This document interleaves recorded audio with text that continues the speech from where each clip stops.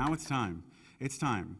Never before seen on the main stage, other than as Designer of the Year. So no pressure, Edward. Edward Smith is a very, very good friend of mine. He's a fabulously talented designer, and he was last year's Academy Design winner. Today is his very first main stage program, sponsored by the amazing folks at Floristware. I'm looking at you, Mark Anderson. Mark Anderson is so supportive of our industry, of our association specifically. We could not do this without him. Mark is the one that's responsible. He's the chair for all of the vendors at the trade show, for gathering them and collecting them and bringing them to us. So we're super, super grateful for that. All right, so I'm going to quit talking, and I'm going to bring Edward out. His program is, if you can't tell already, absolutely exciting. I can't wait for him to get up on the stage. He's Southern and he talks fast. So, you know, just like hand signal or something if he's going too crazy, right? Right? Love you, Edward. Come on up on stage. Thanks so much. Thank you for doing that for me. I greatly appreciate it. Good afternoon. How's everybody doing today? Yeah, everybody have a nice lunch? Or did you even get lunch? Sometimes you don't. Let me tell you a little bit about myself. I'm Edward Smith. I'm part owner of Country Lane Flowers in Howell, Michigan. I've been doing florals for about 40 some odd years. So it's exciting. I've been coming to this convention. God knows I'm not going to say because it dates myself. So we won't go there. So, you know, let's start about destination weddings.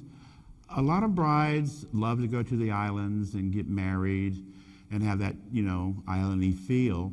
But then again, sometimes they want their family and all their friends to be able to enjoy them as well, but sometimes that is not financially feasible for a lot of families to sit there and pay for their whole family to fly there, hotel room, and all of that.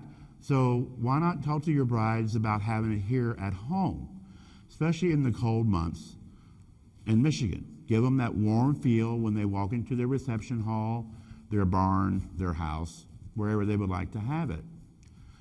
So when your bride comes in as a designer, and she's talking about, I want something tropical and islandy, and they have all these fabulous pictures that they've seen on the web and whatever they want to do.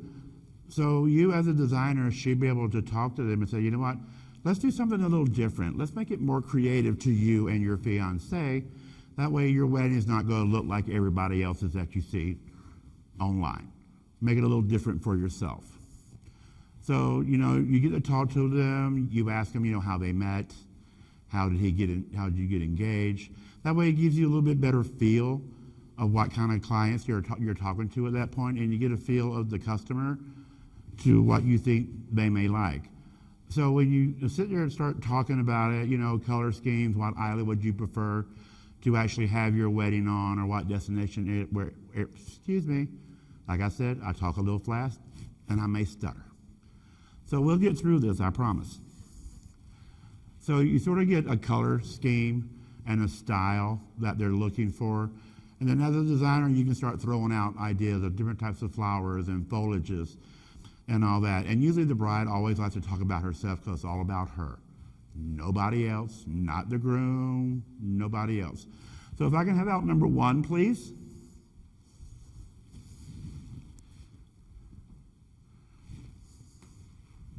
Thank you.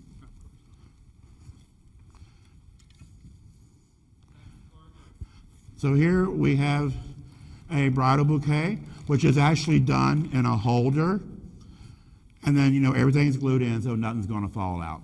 I know some people get scared when you go to shake your bouquet, but that's a good way to tell that it's not going to fall apart during the day of her wedding. So in this, we got some gorgeous hanging heliconia. And here we got some gorgeous pincushion protea, a little bit of dendrobium, some high magic roses, Xanadu leaves, and we have this nice line going right down the center here. You got your groupings here with your pincushions. You have your groupings here with your high magic roses. And the good thing about it is this is just not made in just a holder. So what you do is you take your holder that you normally get, and you get these 6-inch pillows. You put your holder inside the pillow, and then you connect it, because then when you go to glue all your longer stems in, the pillow gives you a support system that where they're not going to fall out. And actually that way you can get more into your bouquet, because sometimes when you're going to make a large bouquet, you don't have enough oasis space. And then sometimes your oasis starts to crack, and then you get aggravated, and you got to start all over again. And then as you go, you actually glue each stem by hand. I'm not a big fan of the spray glue. I think if you use the oasis glue, when you go, you can shake it, and like I said, it's not moving. And then what I did to cover the white holder stand, I worked with some Safari Sunset, and I kept the stems. So then I glued and taped the stems to the holder. That way you don't have it. That way the bride thinks she's getting a hand-tied bouquet, but it's not. She's not going to really know the difference. Yes, sir. I use Safari Sunset, our leucadendron. Thank you. So then I taped it together, and like I said, your ribbon choice, and then I covered the bottom with Gaelic sleeves, and the aspidistal leaves to cover all your mechanics, and then worked in some curly willow for some movement. Do y'all like this? Is this okay? You can bring out the next bouquet out, please.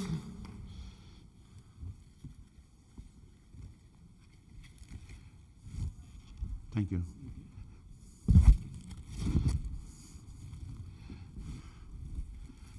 And then you also may have a bride that wants something a little bit larger, smaller, that's a true hand-tied. And me, I prefer to make my nest first and then work my flowers through the nest, because that way I think you'd get a tighter look. For this one, like I said, I got this gorgeous hanging burgundy amaranthus, green lotus pods, birds of paradise, high magic roses, pincushion protea. And I love umbrella papyrus. You can cut it and shape it any way that you would like to do. And it still gives you that tropical feel. And you have your large foliage coming out, your aspidistal leaves. And let's not forget, the bear grass or lily grass, because it gives you a little bit of movement going on instead of just being sterile, sitting right in here, because that way you can move it around and shake it around. So this is somebody that maybe be on a different budget. Instead of getting something this large, they want something smaller, or this would be great for a bridesmaid or a maid of honor to go ahead with the bridal bouquet that we've already taken care of. So this way, here, Libby, you want to catch that? Next, please. So the next thing we're going to talk about is usually when you first get to their venue, they always have a signage out. However, they want to, their place card tables, photographs of them, their engagement photo. And then you can take your easel and you can decorate the easel instead of just having a plain cardboard or a mirror there. And this one, we're all, as you can notice, we're sort of all keeping in with the yellows, the reds, the purples, and all of that. So in this one, I have a 24-inch manzanita branch, which is attached to this. And then also what I use to hold the foliage, is these pedestal forms. You can use these pedestal forms. You can cable tie it and then wrap it in a Gaelic sleeve. That way it starts off hiding your mechanics. So sort of at the end, you don't have to worry about trying to get a piece of greenery in there to hide it. And then I have this elongated line down to here with, of course, Xanadu, smaller versions of Protea, beautiful burgundy on Cymbidium orchids, pincushions, and high magic roses. As you can tell, maybe through this program, you can say that I like high magic roses. That's one of my favorite colors because of all the color difference and contrasts, because you can put a lot of those in with a lot of other things. And that way, then you can put their sign here, their place card, wherever people are supposed to sit. And that sort of welcomes you into their room when you start going into their venue before we start decorating their space. So the guests get that, oh, okay, we're in a tropical theme going on here, so we're going to have a nice warm time when it's 32 degrees or -4 here in Michigan. Okay, so, also the next thing we're going to talk about is the arch that we have back here. It's not your normal round arch. It's two spheres that curve in. You can do them either way, which is great. I mean, if you just don't want to, you can separate them. And they're very easy and lightweight to move. You can always move them from after they get married into their reception space behind the head table, especially if they're doing a sweetheart table just for the bride and groom. Instead of the traditional long head table, you can move it in behind with them. And, you know, with this one, oops, something bit the dust. Hate when that happens, don't you? When you go to set a wedding, something falls out in transport. Not a fun thing. So, of course, we're starting with here with the beautiful hanging heliconia. We got the Carolina palm, monstera leaves, these gorgeous king pink protea, the purple and white dendrobium orchids, and again, the beautiful hanging burgundy amaranthus. You got your lily grass, your bear grass, all that shooting out. And I worked a piece of curly willow in there just to give it a little more movement at the top. And then, you know, me personally, you really don't have to sort of balance it out. It's great because nothing in nature is perfect, so you really don't, everything really doesn't have to balance, be exactly at the same height and the same point, which gives it a little more interest to talk about. Because, you know, if you notice, both of these are not done at the exact same height. The curly willow is done a little different through both pieces. But I chose to use the same floral that is in the other one. That way, at least the same florals do match. They may not be in exactly the same place, but as you can see, it's pretty much, it looks very close to the same, but it's not. There's a little difference in the movement. And then at the bottom, you may not be able to see, I have two Boston ferns, which will hide your base, especially if you have to put some sandbags in the back for weight, especially if you're using this outside. If you're going to use it inside of a building, you really probably don't need the weight. It sort of all depends on how much floral and foliage you put on your arch. Because when you do your three pieces like I did, I have one on one side, one this side, and one on the other side. That way it balances the weight of the arch instead of popping all three of them in the front. There's one in the back, one in the front, and then one sideways. So that will help distribute your weight when you put them, put them on there. And they're pretty much on there pretty good with large black cable ties. It's not going to move. Hurricanes, that's not going to fall apart. Because these cable ties, this body is about as thick as my little finger. They are really heavy duty and they're 36 inches, so they're going to hold a lot.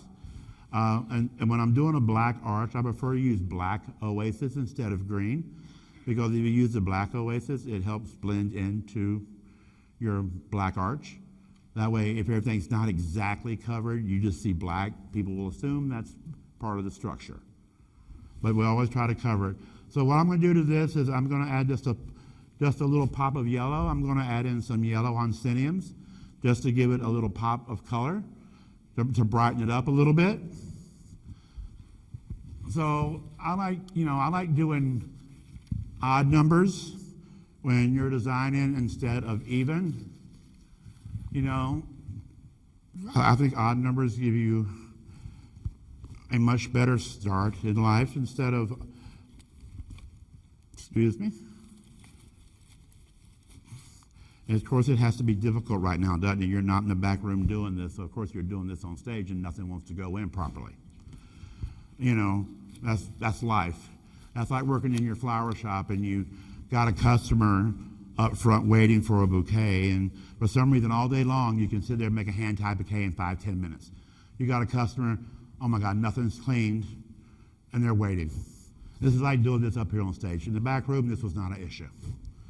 So, then you just stick the yellow onciniums in, and then it gives a little bit more movement and just a little bit more color. Do you see how the yellow changes it up a little bit? It gives it just a little brightness. You can't forget the other side. Do y'all have any questions at the moment? Everybody's quiet. Are we in the library? They were green floral cages from Oasis. I took them apart and painted them black as well. So especially if you're using a black structure, I think everything should stay in the black, because green will shine through on a black structure. And then I just put the black oasis in there, and then the regular 1-inch green floral tape to keep them together, because I'm sure all of us have learned as floral designers, nothing's worse than making something in a cage or a wreath and you get it made and then it pops off. You know, it happens to the best of us. So it's always good I prefer to tape it, so that way if you're making a $300 or $400 easel, you don't want your driver to take it and it pops apart. So if you tape it and then do your design around that, it will hold it together and it'll also help hold it close to the easel as well. So yes. Let me get this in here. Yes, it shakes, but it's not really going anywhere. Well, that got moved, but that's okay. Okay, so this way, you know, like I said, you can put this out for them to get married in front of, because, you know, you can have your priest, you know, whatever, here in your Hawaiian shirt, and them in their, you know, hula skirts and whatever, getting married, however they choose to get married. And then after that, after you're done with photos, just pick it up and move it right into their reception room. Because that way they're getting double use out of it, and just, instead of paying all that money just for the ceremony space, why not move it into your reception space, and then all your family and friends can take photos. It can also work as a photo booth as well. That, you know, and then that works. Or you can put it around the cake table, wherever you choose to put it. Okay, and then so at the end of the altar, or either at the beginning, when you first walk into your venue, you can flank it with these 2 urns. And this is just, you know, regular patio pot. I love manzanita. So I have these gorgeous manzanita branches in here to give some look. And if you look, these are bouquets. One is designed that way, and one is designed that way, instead of making them both the same. That way it frames out the area to where you're going. So with this one, I have some gorgeous pink ginger. Aren't these King Proteas fabulous? They're just huge and fabulous to work with. And then my favorite flower all is I do like my green cymbidiums. You can ask Jerome that, because it always tells me you ain't getting them to work with. So I like the green cymbidiums. And then, you know, I have my line of my monastero leaves. I got my Carolina palm in here, my robellini. And then also, you know, I like movement with the lily grass or bear grass, whatever you choose. And then the hanging amaranthus, or lets it hang and gives it a little more depth coming down. So I got my clustering, my layering, my line. Excuse me, and the nagai is also great, that you can hang down from the bottom to give it a different look. But, you know, I think when you're doing these, because these will make a statement when you first walk in wherever you want to put them. You know, I think they'll be great either if they don't want to use the arch, make 2 of these to get married in front of. You know, if your budget doesn't allow you to do the arch, you can just do 2 urns and it gives you the same effect, just not as tall, just not maybe as grand. But these will work as well. Do you like these? Thank you. I know y'all can tell I'm still nervous, but that's okay. I'm working through this. Next, please. Okay, now, we all know how brides love the 3 cylinders with floating candles and water and fairy lights, and so let's change it up a little bit. So these are your typical 3-cylinder vases that you know a lot of brides like. What I did is I used a pedestal foam container. Again, I put up some cut up papyrus that is inside. I sticky dotted this to the top, covered it with a aspidistra leaf, worked in a little piece of aurelia, 3 high magic roses. Again, you can tell I like high magic roses. And then I took the lily grass to give you your line coming around the side. So when you set these up at a reception,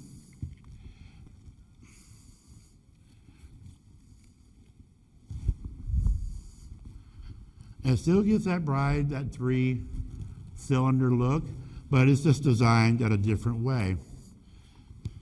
So you still get your look, and then she can still have her candles. I like to put one in the middle.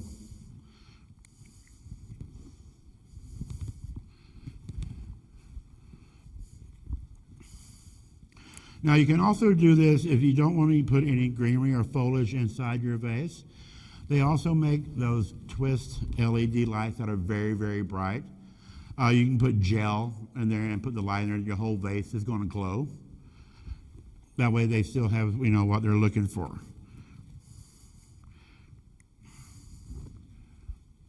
So say, is that a nice little different way of doing 3-cylinder vases? And you still got that tropical look with the aurelia and the fill, and it gives you a nice on the stage. Next, please.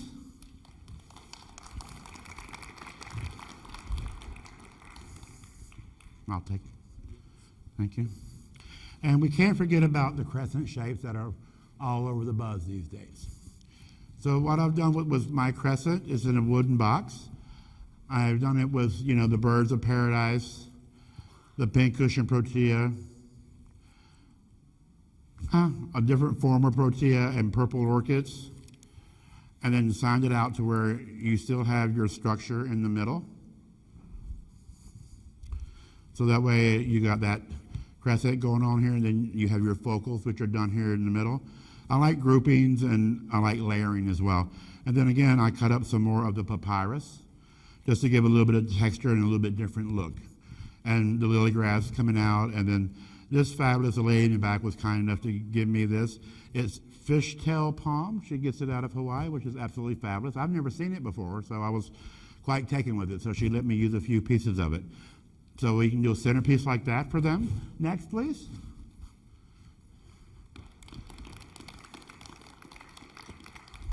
Am I going too fast? Okay. Thank you. And, then we have this one. In case, the bride wants something a little bit more on their table, I just took a glass bowl and then wrapped it, inside with the aspidistra leaf. That way it gives you a nice look. And in this one, you can see I have my line starting off right here by curly willow out of focal of the green pods on both sides. Just got these DWF, thank you very much, yesterday. Brought me these lovely protea, which are white with a brown tip. So I got to use those in here to make a little difference. And then again, I got that palm back in here. Then I took some lily grass and curved it up and connected it to the curly willow. That way it gives you a whole different look, for a centerpiece. And then again, you got the Xanadu, which is another one of my favorite foliages. I think it gives a nice tropical look and feel. And yes, you can still sit this on a table and you can have a conversation. It may look like it's full, and it is, but when you sit it down,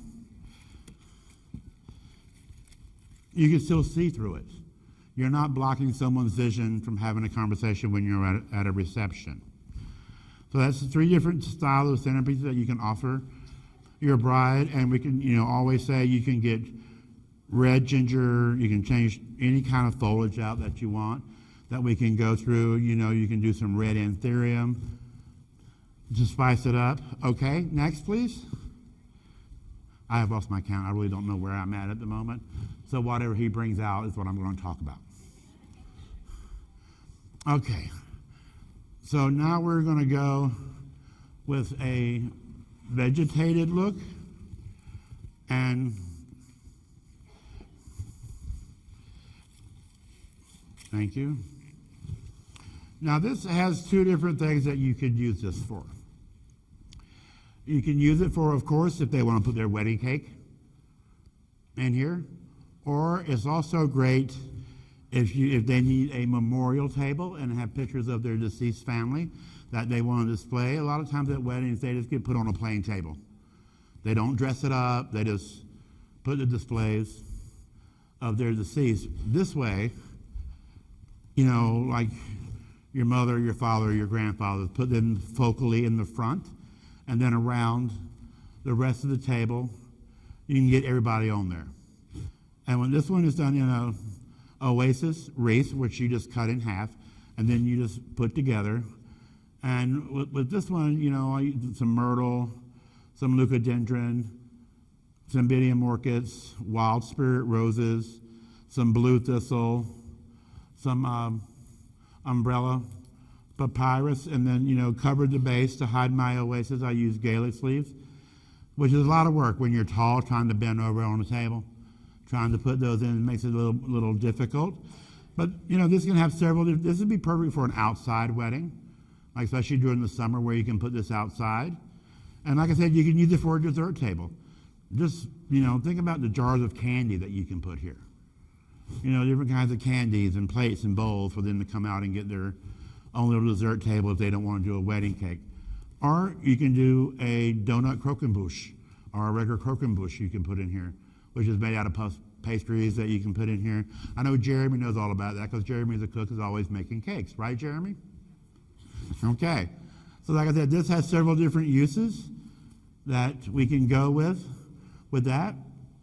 Do y'all like that? You think that's pretty? Thank you. Next, please. Okay, here we go. Let's put that one down there first. Ooh, okay. I just want to make sure because he just set it down really quickly. I wasn't sure. Now with this one, it's a Pilsner glass. I'm sure a lot of us still have Pilsner glasses or Pilsner vases in our shop. They're sort of going out of style for a little bit. A lot of people don't use them anymore. But this is the way that you can do it and give me some movement inside of my vase. I took the papyrus and cut it up. That way you get texture inside your vase instead of just a vase of water. And then on the top, I just have a 6-inch clear loamy. Again, this has black oasis in it as well. And you know, with this line, as you see, it's coming down this way. So you have, you know, a nice line. I have some gorgeous Phalaenopsis orchids, thanks to Hyacinth House. Got those from him today. And here I got the purple, and then down here I got a lavender purple, worked in some purple and white dendrobium orchids, and the green pods. And I have the, you know, Aurelia, the palmetto palm, the robellini, the papyrus, and a nice sized portion of curly willow. And so this one you can sit in the corner somewhere because it's not really all around, but you could make it all around. You could have it at the entrance of their ballroom, right? You know what? Gift table. Put it right on the gift table. It's high enough for you to get those beautiful Tiffany boxes. You know, the big boxes of presents. And if they have a big box for the cards, it'll still fit on the table. Correct? So this one, you can do several different things. And it's easy. It's sort of lightweight. It's not heavy. You just have to make sure when you put your loamy dish in here. I have 2 loamy dishes. One I have taped to the vase itself, and then taped with packing tape. And then I designed it in a different loamy dish, and then I put the double-sided U-glue tape in there. That way this is not going to move. Granted, you can't transport it like this, not unless you have a majorly tall van. So, but when you get it there, all you got to do is take the double-sided tape out of the first loamy dish, peel it off, and stick that one in there, and it's not going to move. So if you have someone that has maybe too many cocktails at a party, they bump the table. The centerpiece ain't going to come off. They may knock the vase over, but this is not moving. You know. All right, next, please.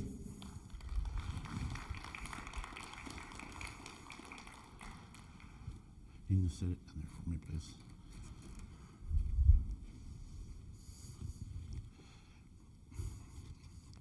Let me turn this around. I know it's supposed to be all around, but you know, as a designer, you always have your favorite part of the front, right?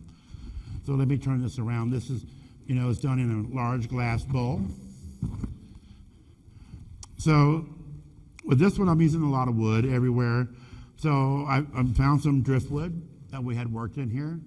So you got some driftwood and these gorgeous, Phalaenopsis orchids, these gorgeous protea. You know, it goes well with the color schemes that I have with the purples and rose colors and whatnot. Of course, I got some lily grass, for movement, and the large monstera. I think with a container this large, you need something large greenery coming out the bottom. It's fine if, the bowl is beautiful, but sometimes you want to hide the bowl, because sometimes a family member may bring it in. It may not be the prettiest bowl you get, so you really don't want the bowl to show. So let's hide it a little bit. So I like using the longer, larger foliages here. And then, the aspidistra leaves, you can take them, of course, fold them like this. Then you just put them right back in, and that way it covers a multitude of scents. But still gives you a nice line and a nice group of texture that we have in here. And then, the straight down. And I also got tucked in deep just for the color, some of the leucadendron. That goes in there, which gives you a little bit more texture, a little more movement. That way it's just not all the same flowers coming out of the top or coming around the bottom. You have a lot of different textures and dimensions going on in here. And then also the green pods. I think pods are fabulous to use if you're doing tropical work. You can do the brown, you can do the green. They come in multiple different colors. And then there's several different ways you can do your driftwood. I got one coming up and then one coming out this way. So you think y'all can see this at one of y'all's wedding somewhere on a table? Or in a lobby? You can use it for a lobby piece as well. When you first walk into the venue, they have a round table. Boom, plop it right there. That way when the guests come in the door, it's good to go. All right, what's my surprise next? Oh, here we go. I'll take that. Thank you.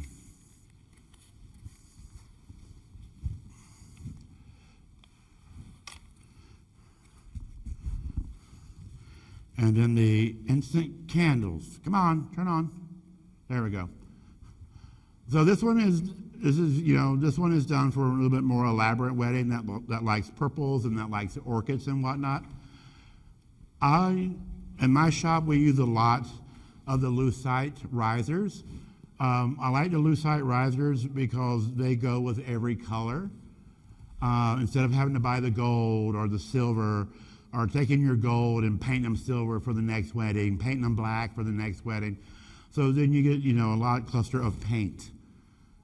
That's when your things on. This one, with the lucite risers, you can make the risers this tall if you choose, because there is an additional piece you can add to make it much taller.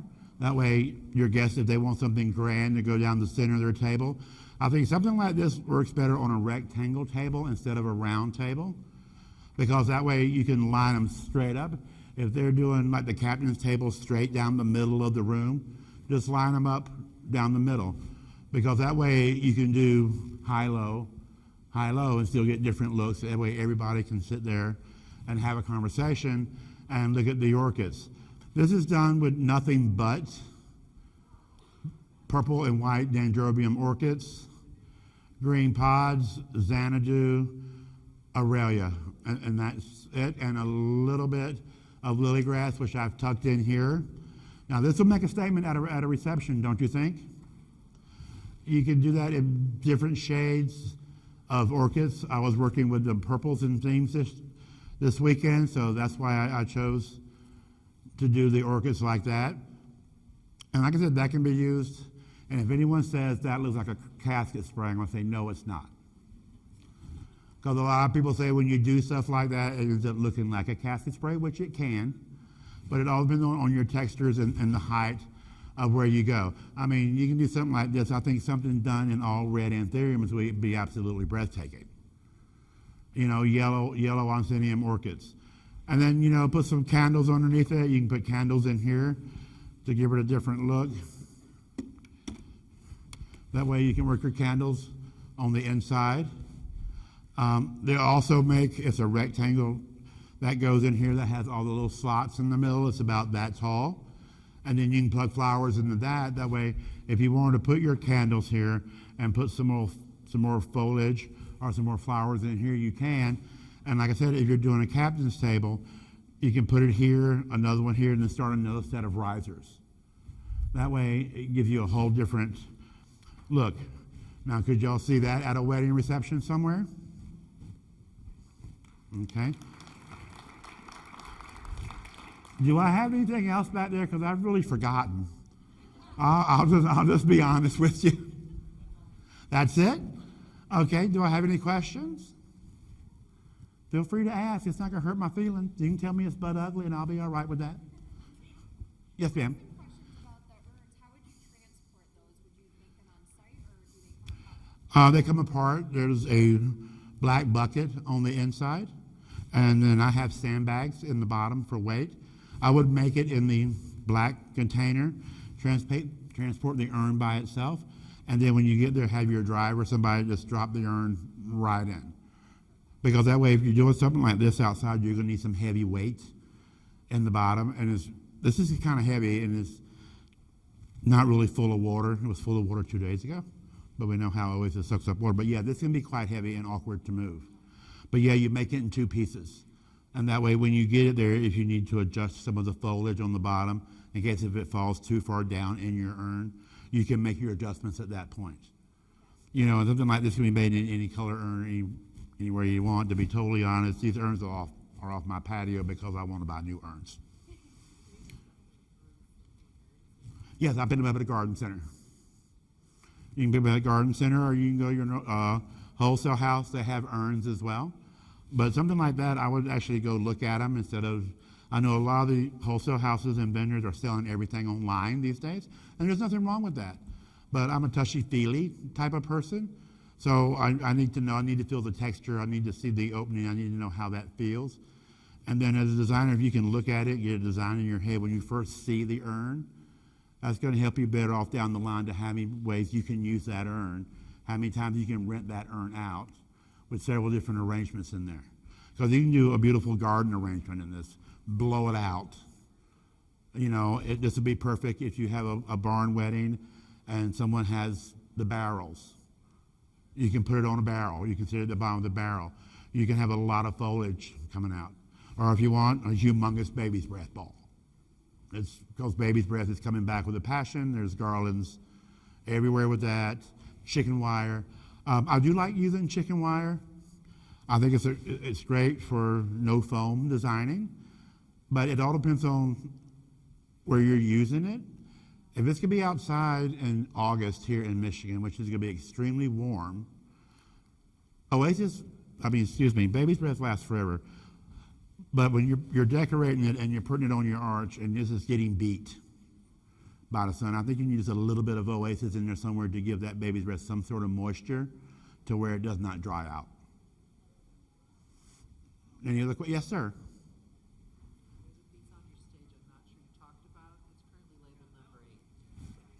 Oh, thanks, Z. I told you, I forgot. Thank you, Jeremy. Thank God he left a number in there, right? Because I would have forgotten. I'll bring it forward for you.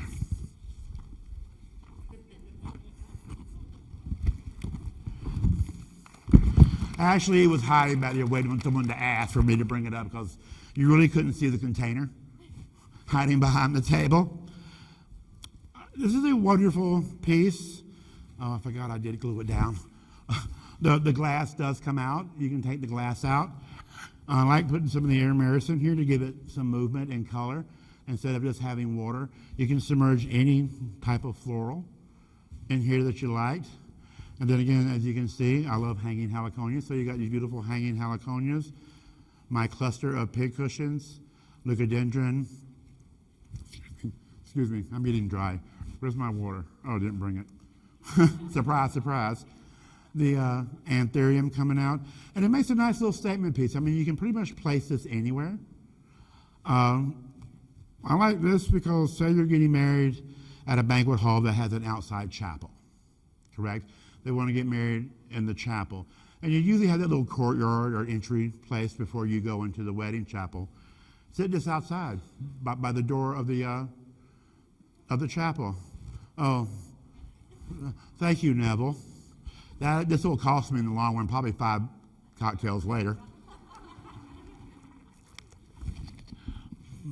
But yeah, and this is just a wrought iron black. Well, it wasn't black. We talked about painting earlier. This container used to be silver. And we have these at the shop that we rent out for functions. And like I said, it's made out of real wrought iron, so instead of buying them in every color that you need, we paint them. So like I said, I painted this black since I was sort of having the black arch and the black theme anywhere.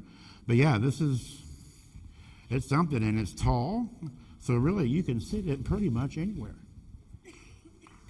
You know, it's got the nice line, and it's got the clustering, and you have plenty of movement. Now, Jeremy, do you see anything else up here that has a number on it that I forgot? Okay, any other questions? Yes, ma'am. Honestly, when we bought the shop in 2020, that container was in the shop. So I'm sorry. Oh, it very well could have been. Go. Pardon me? Oh, very stable. Here, come shake it. You can come move it. See? And then when you're doing something like this, I put my oasis in there, and then I covered it with chicken wire, the black chicken wire, and then taped it around the container, because chicken wire gives you a little bit more stability. Because, you know, sometimes oasis have a tendency, the more you insert, the looser it gets, and it starts to crumble and fall apart. It may look good in your shop, but by the time it gets to transport, it's crumbled and it's fell apart, and you just have to remake it again.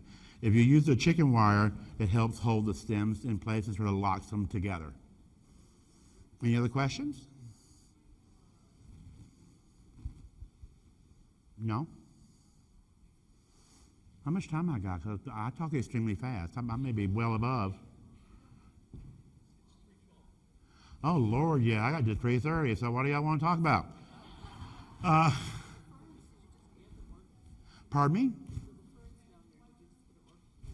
No, these, all the plants around the stage is from Hyacinth House. They donate all the plants that go around the stage for the whole show. And yes, I think they just popped a Phalaenopsis orchid in there, and they have a booth right over here, so I go check them out. They do deliver, and they do have some high quality plants as well. Anything? Yes, ma'am.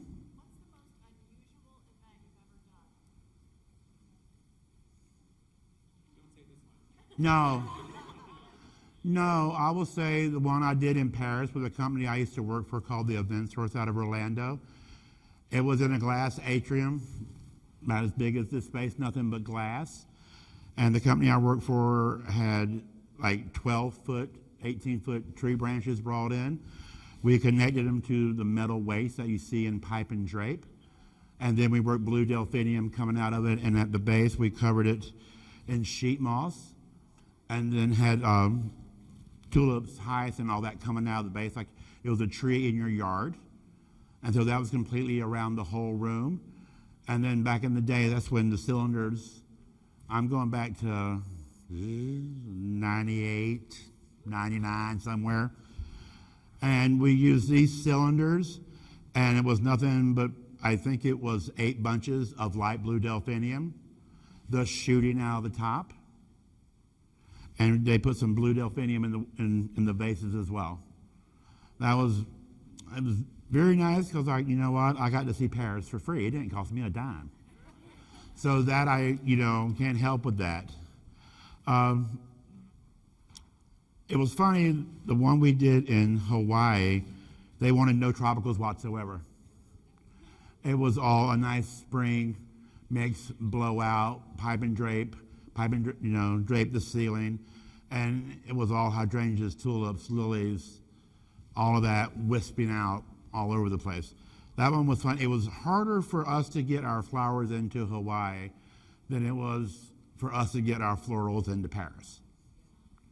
Because when it goes to Hawaii, they will completely unpack your trailer at the port of entry to make sure there's no bugs, there's no rodents. And by the time you get your product, you don't know how long it's been sitting on the dock and in the heat. I was telling this story the other night to my sponsor, Mark Anderson from Floristware. And I'll tell you all this story, and it's quite amusing. We were doing a show in Puerto Rico, and all of our flowers were held up at the airport. So we had no flowers. And my boss, love her dearly, she's demanding, but she pays you the most money, so you sort of learn how to put up with that. Well, our flowers didn't get there, and we had a breakfast for 200 the next morning at 8 o'clock. And since we were in Puerto Rico, you know you have all that beautiful foliage and flowers that's laying around. She said, I don't care what you do, 2 or 3 o'clock in the morning, but you better go snip, snip. If you get called, I don't know you. So me and the people in the back that had to make these centerpieces, we went out around 3:30, and we just went all over the property, snip, snip, snip, snip, snip. And it wasn't what the client ordered, but the client was happy with it because we told them that our flowers were stuck at the airport. They don't want to hear that. You need to come up with something, because I got all these people, and this was for Glock, the people that make the guns, so you don't want them to be upset. So you sort of come up with whatever you can find around the property to make something pretty. Our containers were there, our foam was there, linens and all. The event store does everything, linens, charger plates, florals, all of it. We just didn't have any flowers. So we got it together, client was happy. Brenda went, I don't know nothing. These flowers were delivered. They were delivered yesterday morning. So that's how we got through that. So that was a nice, interesting story. And I'm sure a lot of us around here, if you've done out-of-town events, sometimes everything doesn't come in exactly how you want it. So being a designer, you sort of got to learn how to adapt. It's like working in your flower shop on a daily basis. You get your flowers from your vendor, and it's not all perfect. And you got a funeral in 2 hours. So you got to learn to improvise, move around, adjust some things, just to make sure it's going to work for the client to be happy. Because you don't want that to happen. Anything else? I guess not. Libby, you ain't got nothing to say, sweetie? Yes. Oh, I have a piece of glass. Here, I can show you.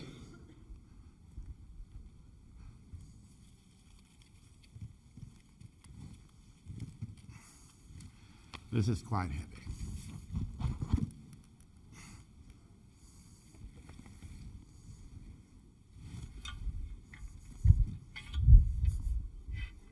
It's like one of those glass shelves you would have in your store refrigerator. But just don't get the heavy, heavy one because it may be a little too much. But yeah, because it gives it more support as long as you balance it with the risers, and then if you balance it with the arrangement, because you don't want it to shake. Excuse me, I'm sorry. Anything else? Yes, ma'am.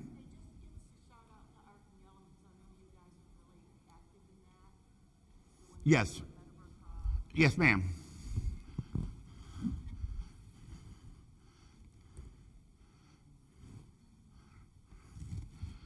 You gotta make sure you put this on because we don't want it to shatter.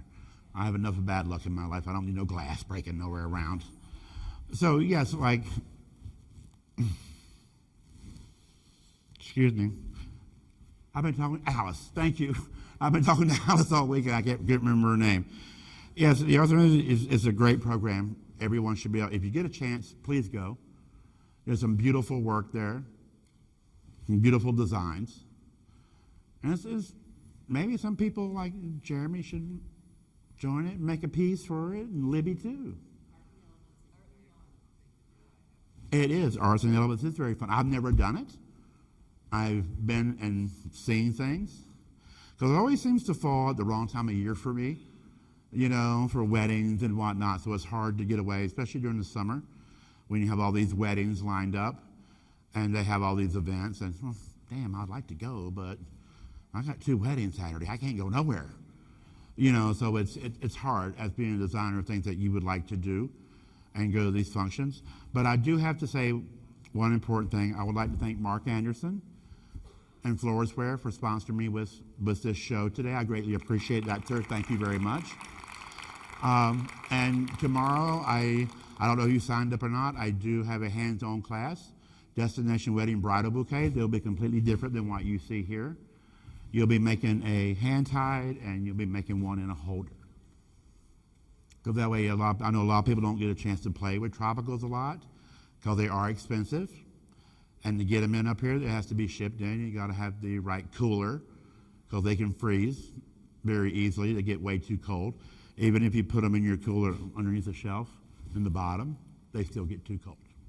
So thank y'all very much. I've enjoyed this, and y'all have a wonderful afternoon. Thank you. Ladies and gentlemen, Mr. Edward Smith, you survived. Yes, I did. You made it. You're Yes. still pulsed. You're still I'm- kicking. Yes. Now I'm ready for a cocktail, and I'm good to go. There you. Perfect. Thank you.